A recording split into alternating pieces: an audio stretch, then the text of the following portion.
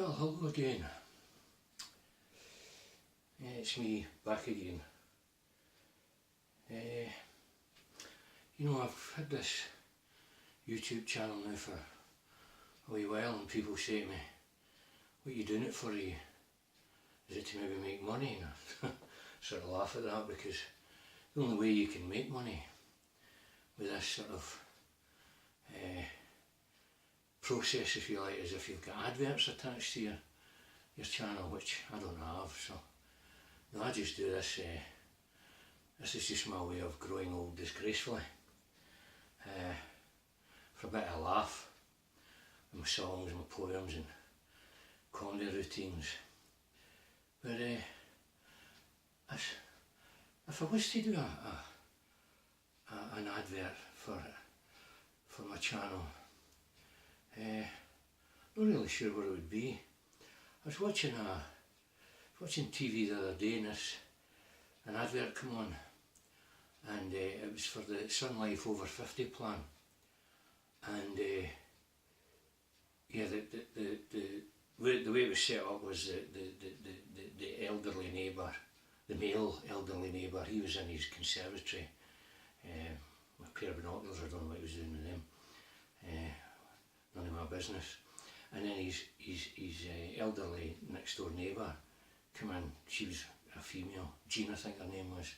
Of course he secreted the binoculars behind his back at that point. But and his Sun Life over 50 plan had been delivered to her door by mistake. So she was handing it in there, his neighbours would do, handing it in there. "Oh, this will be my Sun Life over 50 plan." And she says, "Oh, I've heard of that." And he says, "You should get one." And so he then gave her his mobile phone, and reassured her that there'd be no awkward questions, like, "What are you doing with a pair of binoculars?" or something. But so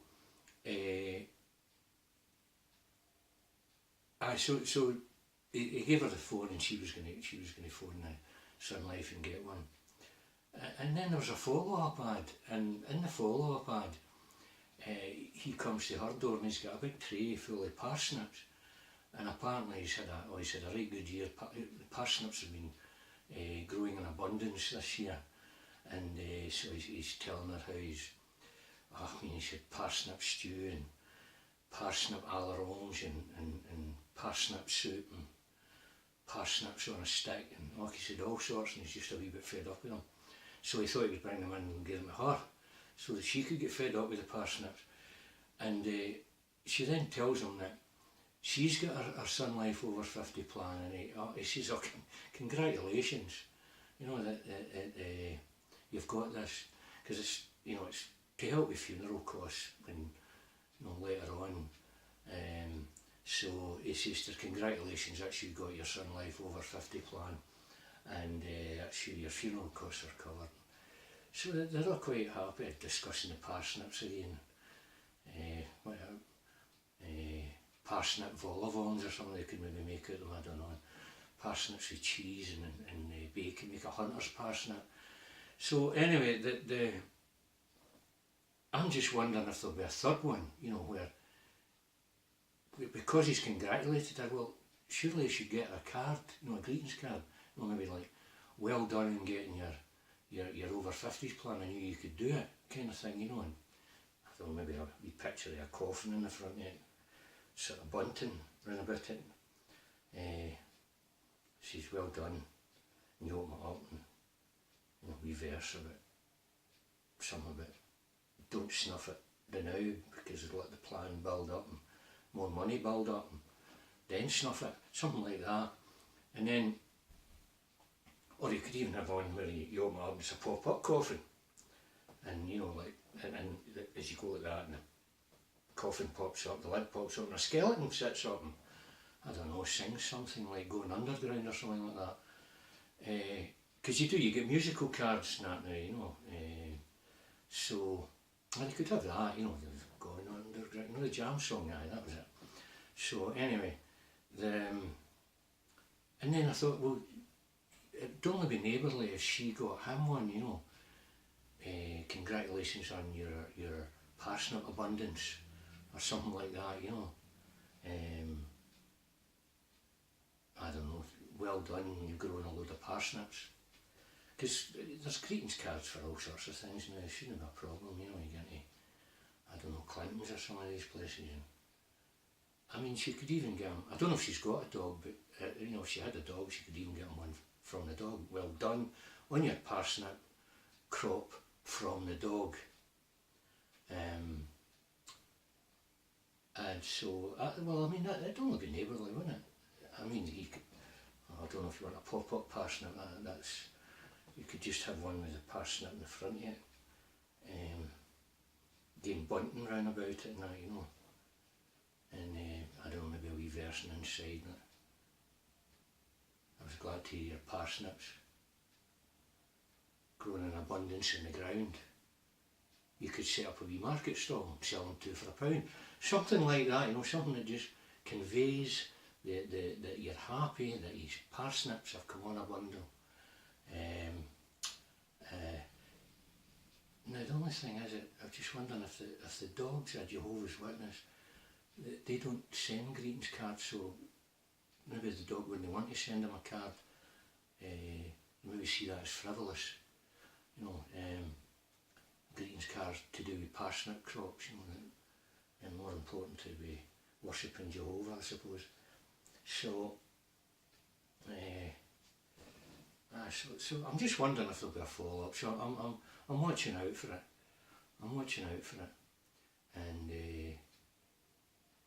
speaking of adverts, actually, I was watching some old, well, a day off work a while back, and I was watching some old Quincy and Ironside program, a bit of nostalgia, and it was good. Just watching them, you know, squinty fighting with everybody. And here there were adverts come on, and it was, one was, you know, if you've been had an accident that wasn't your fault, you know, that you can make a claim and somebody will get some compensation for you. Or if you've been maybe missold PPI, you could contact this company, I think it was Gladstone Brooks or something, and they would get you the missold PPI back. And I thought, that's quite good, because, you know, it's somebody sticking up for a little man, you know, that sort of been ripped off, you know. And I thought, yeah, that's really good. And the accident one, it was sort of trying to give you examples, and I was, you know, it's excuse me, it sort of said it wasn't your fault, so you know, you could maybe be walking along and you know, minding your own business. It's been a good day, you know, you're walking along, la la la, singing to yourself, you know, you haven't been missold PPI that particular day, or, and you've just got that 0 hours contract position you've been after for months, and so you're walking along singing, I don't know, humming a wee tune to yourself, maybe a romantic ballad, I Want You Back for Good, or Tie Me Kangaroo Down Sport, whatever your preference was. And life's rosy, and then all of a sudden a giraffe falls on you. Now, who is going to deny anybody the right to compensation for that happening? I mean, how often does that happen? So, so I thought, well, that you know, you could phone up and say, excuse me, a giraffe fell on me the other day. All right, well, we'll deal with that. We'll get the giraffe lawyer specialist on it. So get you some compensation. But I was actually rather unfortunate, because I was walking along the other day, and I had an accident that wasn't my fault. But I was also missold PPI at the exact same time. And there's nobody you can phone for that. There's nobody covering that particular scenario, accident, missold PPI, all at the same time. Nobody's doing that. So there's maybe a gap in the market there. And what it was, I'll tell you how it happened. I mean, I was walking along, you know, sort of quite happy, and la la la la, singing a wee song myself. My banker, he was next to me, he was filling out the loan for me. adding in the PPI, which assured me I needed. And so I signed the form for the loan. And then just that giraffe fell on me. I thought, what are the chances of that happening? And so I'm lying there, and I've got this giraffe on top of me. And he's saying to me, is there anything else I can do for you, sir? Can I maybe home insurance, life insurance, insurance against being sold insurance? And I says, well, you can help get this bloody giraffe off me for a start. And and then it occurred to me, I says, well, hang on a minute, I've just had an accident and I could be off work for weeks with my injuries, because giraffe falling on you, it's not, you don't just recover in a couple of days. I said, so would the PPI be covered? Would my loan repayments be covered by the PPI? So he started kind of looking at the agreement. He said, yeah, okay, no. Oh, wait a minute, what's this exclusion clause? And he said, yeah. These are exclusions to this policy. Wild animals native to Africa falling on you. The following can apply: baboons, gazelles, and particularly giraffes. And I thought, well, how unlucky is that? You take out PPI in good faith, thinking, well, that's it, my loan repayments will be covered. A giraffe falls on you and you're not covered. And he says to me, he says, hang on a minute, sir. He says, oh no. He says, he says, I thought for a minute there that had it been a polar bear, you would have been covered, but it's only if the polar bear's wearing a tuxedo and eating a Greg's Cornish pasty at the same time, you would have been covered. And I thought, well, there you go. I thought, aren't these exclusion clauses awfully complicated? I mean, it's just ridiculous. They're just so complicated. And so that was that. And so I noticed actually we had a royal wedding recently, a couple of months or so ago, and which is usually quite a boost to the Italian car industry. But Meghan Markle, I think her name was, she invited a lot of her black friends to the wedding, which confused Prince Philip, because he wondered why there were so many servants at the gig when it was a buffet. Well, he's getting old now, so yeah. Oh, I remember I was saying about the TV. I was watching a cookery programme, and no, wait a minute. I was watching this cookery programme, and I mean, it was doing exotic dishes like pie, chips and beans. It was quite exciting, and you had a sort of guest presenter, Australian chef, gourmet chef, sort of judge, presenter, Bruce Wallaby, throttler, and he would give his opinion as to, was there too many beans on top of the pie and not enough on the plate, or was the pie of ambient temperature so that it was vatable, all important stuff like that. And so it was really exciting. And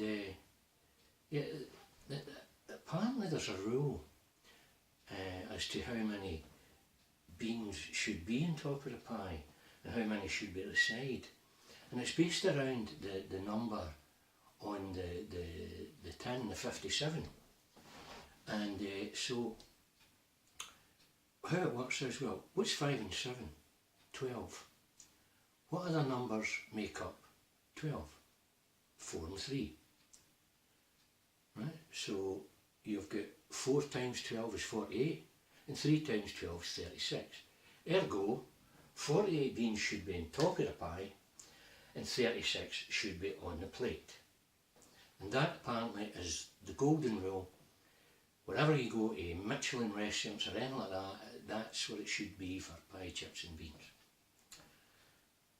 And so I thought, well, that seems fair. And then I thought, number 12, 12's been a very prominent number in history, isn't it? You know, you had the 12 apostles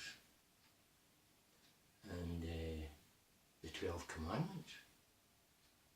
No, I know you're going to say there was only 10. No, there was actually 12. Because when all these kind of different religions started springing up, God thought, well, I better maybe start adding a commandment or two. So you had the 11th commandment, which was thou shalt have more than one wife, and that was specific for the Mormons. So that was fine, and you had to have that. And then there was the 12th commandment, thou shalt not have a telly, a TV. That was aimed specifically at the exclusive brethren. Now, if you've not heard of them, they're quite an insular religion. They don't mix with other religions. And there's certain things that they can't do, like they can't watch TV, they can't listen to the radio, and they can't go to places of entertainment. Although I do believe they go to all the Murs concerts a lot. But, so there's all these, you might not have heard them, but there's those 2 extra commandments, so there's 12 commandments. And, so anyway, back to the cooking. So the other thing about the beans is that you have to strain them through a colander so you separate the beans from the tomato jus. Now, I know you're going to say, no, it's tomato sauce. It's not, it's tomato jus. And the reason for that is that so you can then create maybe a sort of nice design with the beans. For instance, it could be maybe Valentine's night, so you might sort of create a heart shape with the beans. Or you've maybe just come back for a holiday in Egypt, so you maybe want to create a pyramid of beans. And so that kind of adds to the kind of picture-esque feel of the dish. And then what you do with the jus is you can either drizzle it, just sort of from maybe say the pie towards the chips in a sort of one line, or just nice decorative drops from the pie to the chips, or from the beans to the chips. And again, it just kind of adds a sort of, something extra to the dish. But it's not that you don't actually let it touch the chips. It's your sort of, how can I put it? It's much the same way as the male chaffinch. When he, in the mating season, he doesn't touch the female. He sort of dances around and warbles at her to sort of entice her towards him. Well, that's what you're doing with the jus. You're sort of enticing the chips towards the beans with the jus. And it does add something to the dish. And then, of course, for maybe added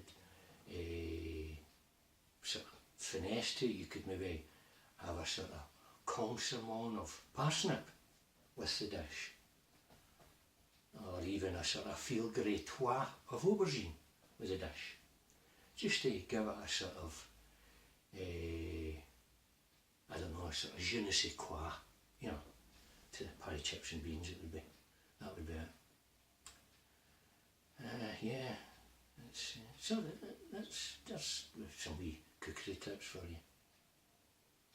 And I was just thinking, if you could have a 13th commandment, thou shalt not talk pretentious crap about food. probably. Anyway, I was, my young nephew, who's only 7, he says to me the other day, he says, "Hey, Uncle Jerry, what month is it?" I says, "It's August." "Oh," he says, "I'll go along to Christmas and Santa comes." And I was kind of laughing. I says to him, I says, have you thought about what you'd like for Christmas?" And he says, "I'd love a cowboy outfit." "Oh," I said, so I'm going to buy him Quick Fit. And I was driving through my hometown recently, and I saw I sort of noticed in the billboard a Cher tribute act is appearing this month. And I thought, oh, that could be good. And apparently she doesn't sing any Cher songs. No, she just undergoes a lot of plastic surgery, which is it's different.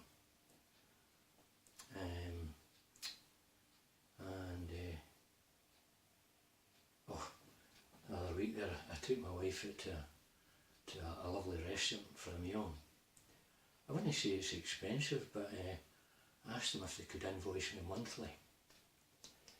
And I said to the waiter, I says, "Could I have some salad dressing?" And he said, "Balsamic."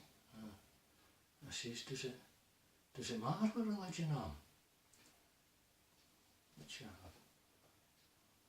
it's just salad dressing after.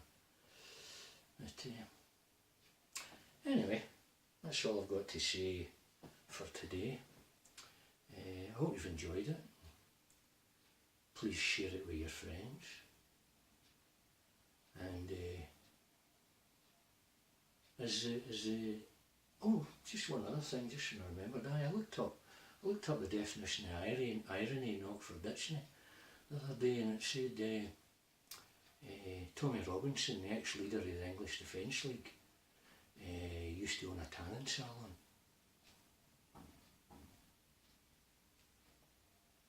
There you go. Anyway, as I say, I think I've got, that's me, I'm done for the day. I hope you like it. Please share it with your friends. And as the UKIP members all say at the end of our conference,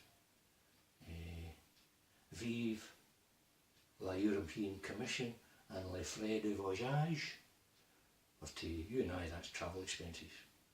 Thank you.